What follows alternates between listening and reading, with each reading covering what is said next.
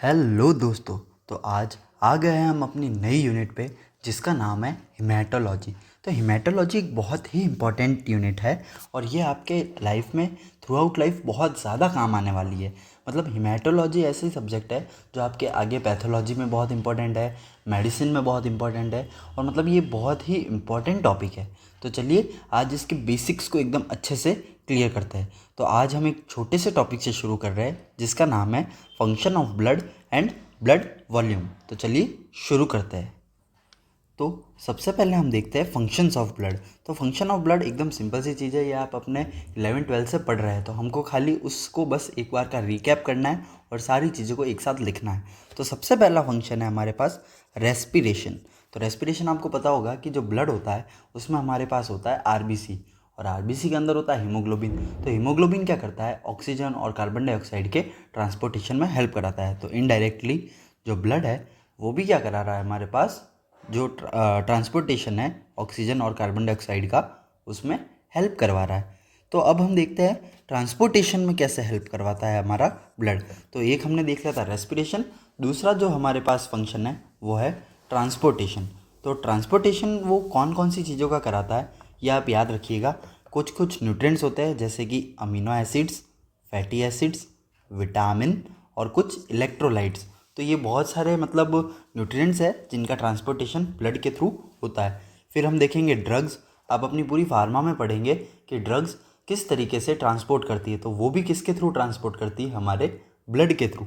फिर हम देखते हैं हार्मोन्स। तो हार्मोन्स भी आपको पता है कि वो ब्लड में ही जाके रिलीज़ होते हैं और फिर कहीं डिस्टेंट ऑर्गन पे जाके अपना इफेक्ट दिखाते हैं। तो हार्मोन्स एक बहुत ही इंपॉर्टेंट चीज़ है। फिर आता है मिनरल्स। बहुत सारे मिनरल्स होते हैं जो भी इस ब्लड के थ्रू एक जगह से दूसरी जगह ट्रांसपोर्ट होते हैं। और फाइनली हमारे पास आता है मेटाबॉलिक प्रोडक्ट्स। मेटाबॉलिक प्रोडक्ट्स मतलब जो हमारे ऑर्गन्स होते हैं उसमें बहुत सारा प्रोसेसेस चल रहे होते हैं, तो उन प्रोसेसेस को क्या बोलते हैं हम, मेटाबॉलिक प्रोसेसेस। ठीक है, उन प्रोसेस को क्या कहते हैं हम, मेटाबॉलिक प्रोसेसेस। तो वो जो प्रोसेस होते हैं उसमें हमारे पास कुछ साइड प्रोडक्ट्स बनते हैं। तो वो जो साइड प्रोडक्ट्स या फिर एंड प्रोडक्ट्स हम बोले वो भी कहाँ पे रिलीज़ होते हैं, ब्लड में, और फिर वो कहाँ जाते हैं, किडनी में, और किडनी से बॉडी के बाहर। तो इस तरीके से कुछ मेटाबॉलिक प्रोडक्ट्स जैसे कि यूरिया, यूरिक एसिड और क्रिएटिनिन वो भी हमारे ब्लड के थ्रू ट्रांसपोर्ट होते हैं।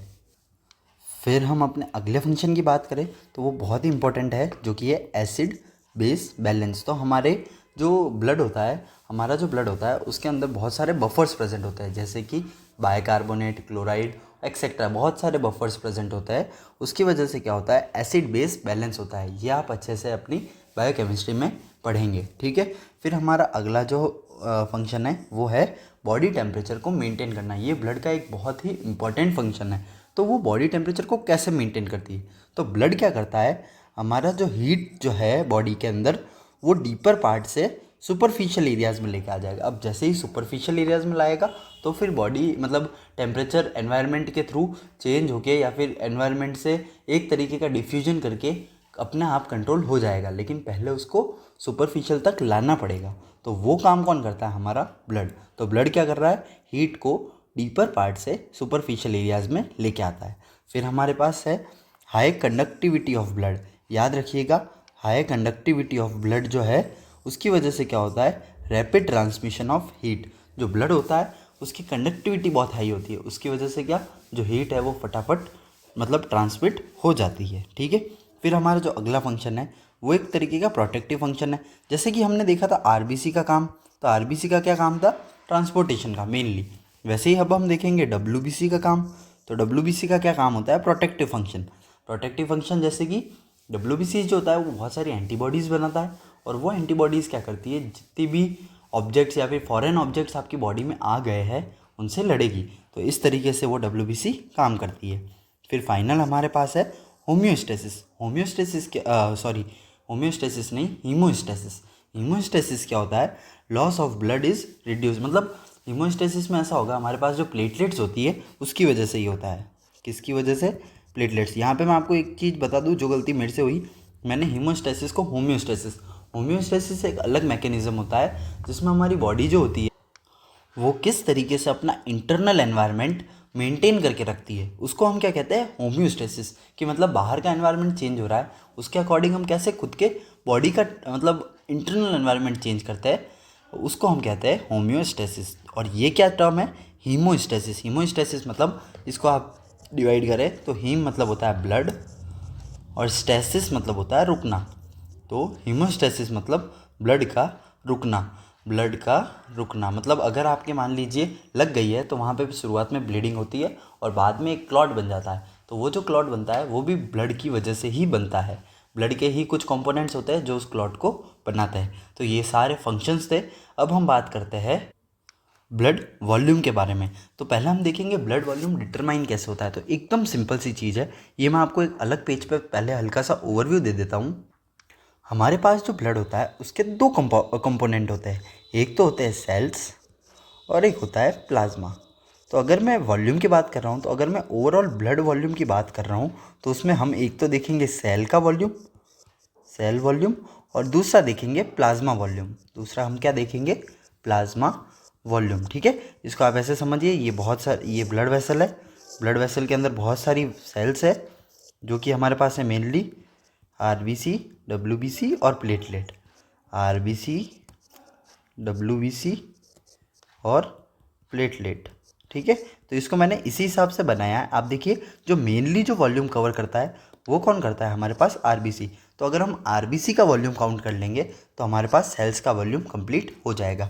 फिर बाहर की तरफ जितना भी बच रहा है वो क्या है हमारे पास, प्लाज्मा। वो क्या है हमारे पास, प्लाज्मा। ये एक तरीके से क्या है, इंट्रा वेस्क्यूलर फ्लूइड, वेसल के अंदर है, इसलिए हम इसको क्या कहेंगे, इंट्रा वेस्क्यूलर फ्लूइड। इंट्रावेस्क्यूलर फ्लूइड। तो ये आप समझिएगा, एकदम सिंपल है।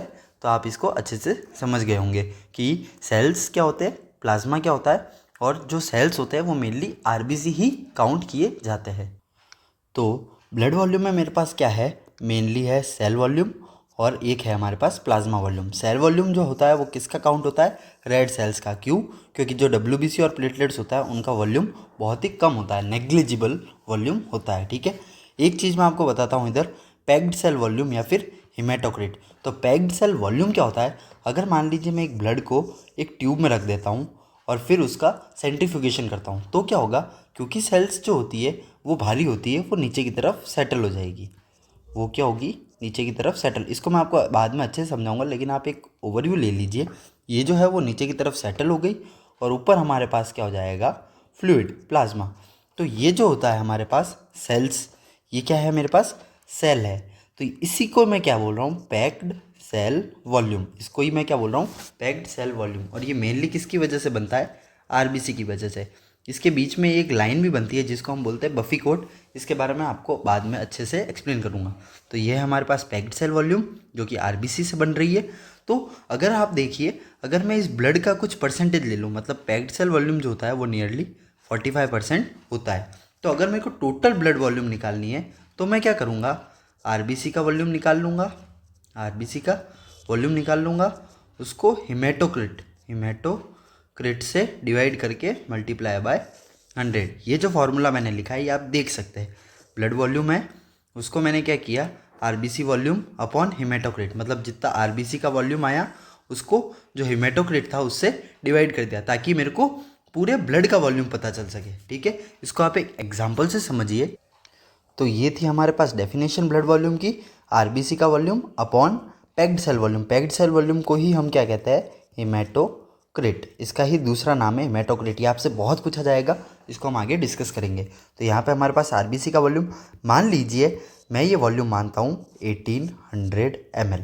ठीक है, तो ये क्या है मेरे पास, मान लीजिए मैं ऐसा मानता हूँ कि मेरे आरबीसी के अंदर कितना फ्लूइड है, 1800 ml। ये मैंने एक रफ वैल्यू ली है। ठीक है, और पैक्ड सेल वॉल्यूम हमारे पास जनरली कितना होता है, 45। तो अगर मैं इस फॉर्मूला में रखूँ तो मेरे पास ब्लड वॉल्यूम कितना आ जाएगा, 40 × 100 मतलब 4 लीटर्स। तो हमारे पास जो वॉल्यूम आया कि मेरे पास कितना ब्लड है मेरी बॉडी में, 4 लीटर ब्लड है।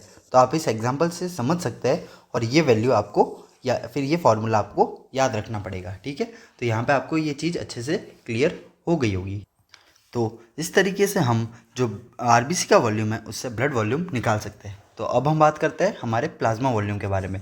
तो प्लाज्मा वॉल्यूम क्या होता है, सिंपल सा है, जो ब्लड के अलावा, ब्लड के जो सेल्स वाला कंपोनेंट है उसके अलावा जितना भी वॉल्यूम बचा है वो किसका हो जाएगा, प्लाज्मा का। तो वो क्या बन जाएगा हमारे पास, प्लाज्मा वॉल्यूम। इसको हम कैसे कैलकुलेट करते हैं, इसको एक डाई इंजेक्ट करते हैं बॉडी में जिसका नाम होता है इवांस ब्लू, और फिर उसमें कुछ हमारा फार्मूला लगता है V1C1, और बाद में मतलब हर 10-10 मिनट में हम कुछ कंसंट्रेशन, ये आपको जानने की ज़रूरत नहीं है, मैं जस्ट ऐसे ही बता रहा हूँ, बट आपको ये पता होना चाहिए इवांस ब्लू यूज़ करते हैं। तो ठीक है, तो इसमें ये होता है कि इवान ब्लू या फिर कोई भी डाई मैं यूज़ कर रहा हूँ उसकी क्या प्रॉपर्टी होनी चाहिए अगर मेरे को प्लाज्मा वॉल्यूम को कैलकुलेट करना है, तो उसकी क्या क्या प्रॉपर्टीज़ होनी चाहिए।